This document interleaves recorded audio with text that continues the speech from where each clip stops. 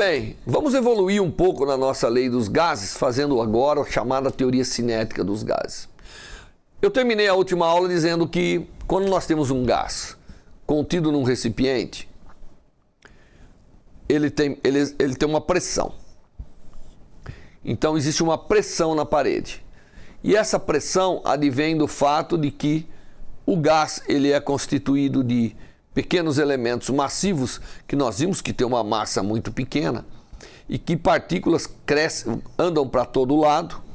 É por isso que nós temos uma pressão, né? À medida que isso aqui bate nas paredes, transfere momento, e isso então cria pressão. Então a pressão, nós vimos que a pressão nada mais é do que a transferência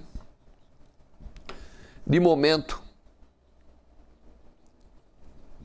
das partículas para as paredes de um gás. Tá certo? Muito bem.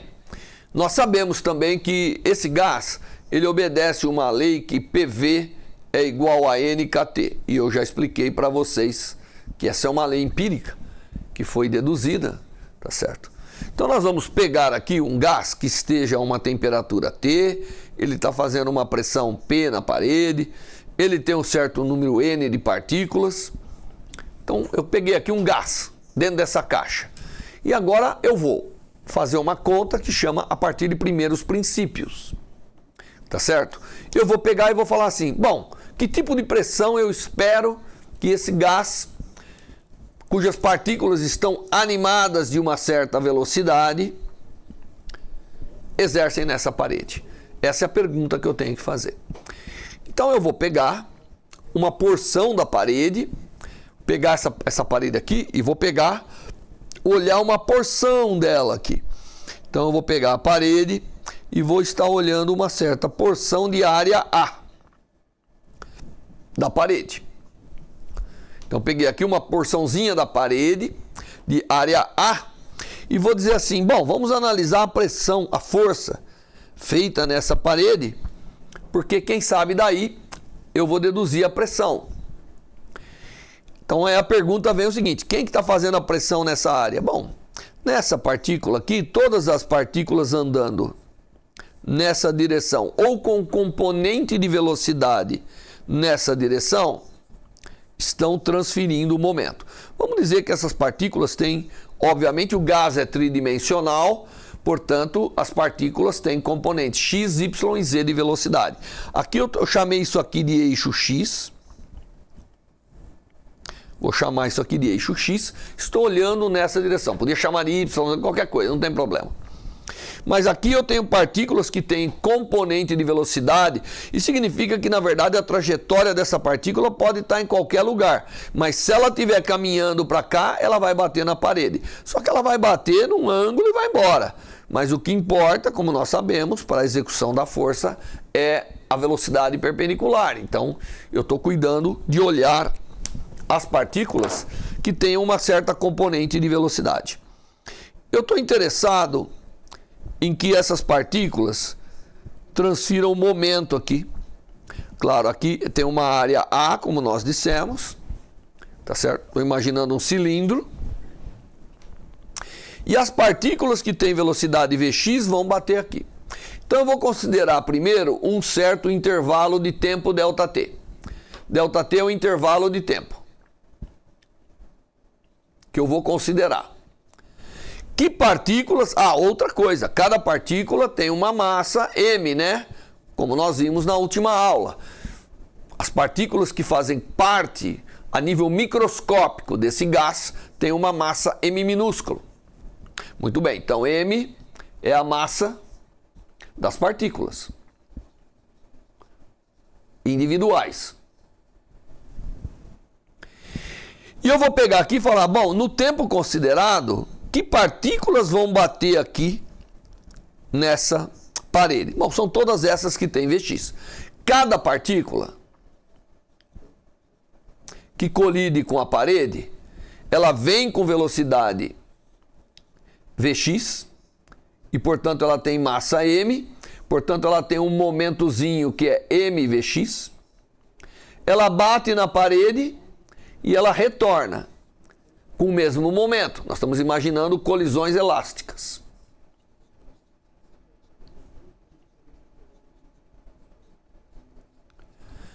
Então, cada partícula que colide, ela transfere um momento, ΔP, que é igual a 2mvx. Esse é o momento transferido por cada partícula. Para saber a força que age sobre a parede, eu tenho que ver quantas partículas colidem na parede durante um tempo ΔT. Sei o momento que cada uma transfere, eu construo o momento que um conjunto transfere. Quantas partículas vão colidir nessa parede? Bom, todas que estiverem nesse volume e que estiverem andando com Vx nessa direção, e essa aresta é, na verdade, Vx ΔT. Porque a última que está aqui, em ΔT, vai chegar na superfície. Quantas partículas tem aqui? Então, o momento total transferido em ΔT é igual ao número de partículas. Bem, eu tenho a densidade que eu tenho aqui é N sobre V de partículas, porque isso é o dado inicial. Trata-se de um recipiente de volume V e número de partículas N. Então a densidade é N, vezes o volume, que é a área, vezes a aresta, que é Vxt, ΔT, é o número total de partículas que vão colidir. Cada partícula vai transferir um momento 2mvx. Então aqui eu tenho que colocar 2mvx. Isso é o momento total transferido. Ah, pera um pouquinho, professor. Ela bateu e não vai ter umas que estão voltando? Porque a densidade está contando tudo, de fato. Eu tenho que colocar um meio aqui. Por quê? Porque metade estão indo, metade estão voltando. Senão o gás tem seu centro de massa se deslocando, como nós aprendemos lá no começo do curso de Física 1. Então esse é o momento total transferido em ΔT. O momento total transferido em ΔT dividido por ΔT é a força feita. Então se eu pegar esse ΔT e passar dividindo aqui, como eu fiz, isso é a força. Se eu agora dividir a força pela área, eu tenho a pressão. Essa é a pressão total feita sobre a superfície. Portanto, a pressão total feita sobre a superfície é igual a meio de N sobre V vezes 2mvx². Essa é a pressão total feita sob a área A. Mas a área A é arbitrária, então essa é a pressão feita em todo o recipiente. Esse é um modelo que me permitiu calcular a pressão a partir da consideração de que o gás é feito de partículas massivas de massa M. Massa muito pequena, mas o número é muito grande. Portanto, isso é um efeito macroscópico. Tá certo? Então você vê, nós fomos criando um modelo e chegamos aqui à pressão que o gás está fazendo sobre as paredes. Já nota que se eu passar o V aqui, eu já tenho a primeira parte da equação dos gases. Isso é proporcional a mv². Mas antes de fazer isso, vamos fazer uma consideraçãozinha, que é lembrar que o gás, na verdade, está em todas as direções. Uma partícula do gás, ela tem velocidade x, ela tem velocidade y e ela tem velocidade z. Componente x, y, z. Não há nenhuma razão para ela ser indiferente. Portanto, ela ao quadrado deve ser igual. Tá certo? E a velocidade da partícula, na verdade, ao quadrado deve ser Vx² mais Vy² mais Vz². Sendo que cada uma dessas é igual, como eu disse, porque não há razão para o gás ter características não isotrópicas, velocidade ser diferente.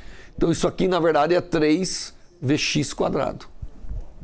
Então, no lugar do Vx², eu posso colocar V quadrado, que é a velocidade total da partícula, não mais a sua componente.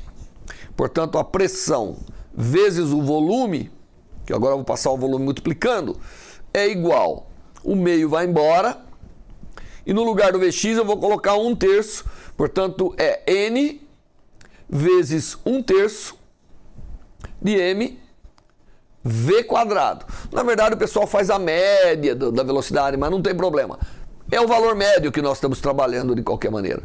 Então, isso é algo extremamente interessante, porque chega a uma expressão importante, que é que PV é igual N, que é o número de partículas contida, vezes 2/3 de M V quadrado sobre 2. Aqui você nota que eu multipliquei e dividi por 2.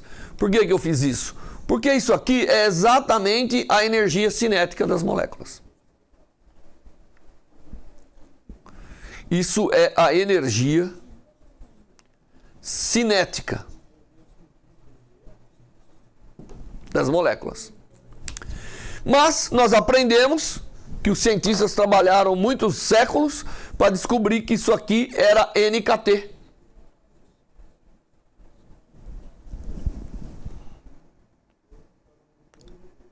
Então, quem que é KT? KT é exatamente 2/3 da energia cinética das moléculas.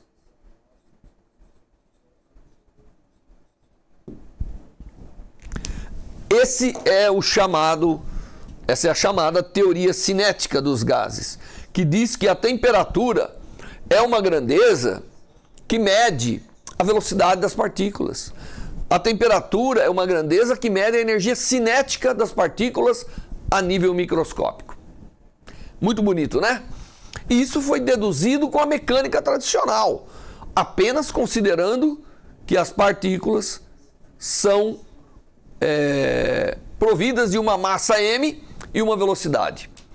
Então, tudo isso aqui que nós fizemos permite escrever que PV é igual a NKT, desde que KT é uma medida da energia cinética das partículas. Energia cinética das partículas a gente entende meio da massa de cada partícula V quadrado médio. Tá certo? Então nós temos agora um dos fatos mais importantes da ciência, que é a comprovação de que a única grandeza que nós tínhamos aqui, que nós não tínhamos interpretado ainda fisicamente, era a temperatura. Portanto, a temperatura agora passa a ser a energia cinética de cada partícula que está lá dentro. Portanto, o PV nada mais é do que isso aqui é o número de partículas. O que é PV? É a energia total contida no gás. Simplesmente isso. Porque o gás não tem como ter outra forma de energia a não ser o movimento das partículas através da massa. Tá certo? Portanto, o PV nada mais é do que a energia contida no gás. E a energia contida no gás pode sim ser medido através da temperatura. Porque para o caso desse gás aqui, que são partículas pontuais de massa m, toda energia tem que ser na forma de energia cinética. Claro que é 2/3. A energia cinética das partículas, aqui é proporcional, desculpe, né? Aqui tem que ser proporcional. Porque se eu quiser ser verdadeiro, eu tenho que multiplicar. Porque a energia cinética, né? O KT, ele na verdade é 2/3 da energia cinética. Portanto, se eu quiser que isso aqui, PV, seja a energia total contida ali, eu tenho que multiplicar aqui, fazer a devida conversão com esse número, né? Porque aí é 3/2 de KT, que é a energia total. A energia total é N, que eu estou querendo dizer isso aqui é proporcional à energia contida no gás. Só que tem um número aqui porque tem esse 2/3. Tá certo? Mas a temperatura, o que isso que é importante? A temperatura é, de alguma maneira, a medida da energia total contida no gás. E o PV é proporcional a ela. Eu poderia fazer o seguinte aqui. Pegar aqui a energia N vezes. Se eu colocar aqui isso, então eu tenho que PV é nada mais do que, no lugar do KT eu pegar isso, e N vezes a energia cinética é a energia total, então eu tenho que PV é 2/3, né? É exatamente igual a 2/3 da energia contida no gás. Que aqui, como eu falei, é totalmente cinética. Isso dá uma forma de você ter precisamente o que é PV. Tá certo? Então, PV tem unidade de energia e ele é 2/3 da energia total contida no gás. Isso depende da quantidade de moléculas e, obviamente, depende da velocidade das partículas, que eu macroscopicamente caracterizo pela temperatura. Apenas isso. Muito bem. Então, veja, agora nós entendemos completamente a teoria dos gases, nós entendemos completamente o que é PV, nós conseguimos fazer uma interpretação de tudo isso. E, obviamente, você deve estar perguntando, né? Pô, mas que velocidade é essa, né? Lá a nível molecular, que velocidade é essa que nós temos? Então, eu posso utilizar essa expressão, eu sei o valor do K, eu posso usar o fato de que a energia cinética, meio de MV, é praticamente 3 meios de KT. E pegar um gás aí, eu vou pegar um gás nitrogênio, né? Então vou pegar o gás nitrogênio, que tem uma massa M, que é 28, que é o mol, dividido por 610 a 23 gramas. E vou fazer a conta. E vou dizer, por exemplo, 1 Kelvin. Qual seria a velocidade que nós estamos falando das partículas? 100 Kelvin. Qual é a velocidade que eu estou falando das partículas? 1000 Kelvin. Qual é a velocidade que eu estou falando das partículas? Então, aqui é mais ou menos para você ter uma ordem de grandeza. Eu vou fazer essa conta, tá certo? Então, eu vou pegar aqui, vou pegar 1 Kelvin, vou pegar a massa, vou pegar o K, que eu já dei para vocês, né? Nós já vimos o valor do K, que é 1,38 vezes 10 a menos 20... Preciso olhar aqui para ver o número absoluto, vezes 10 a menos 23, né? Em joules em joules de energia. Então eu pego o valor do K, constante de Boltzmann. Lembre-se que esse K é a constante de Boltzmann, não tem nada a ver com o K do Kelvin. K do Kelvin, a gente deveria ter uma forma de fazer um pouquinho diferente. Poderia chamar aqui K Boltzmann, né? Para ficar mais bonitinho e você não confundir ninguém aí, porque essa é a constante de Boltzmann. Muito bem, qual é a velocidade equivalente a 1 Kelvin? Aí nós podemos fazer essa conta. A conta não é difícil e dá em torno aí de 32 metros por segundo.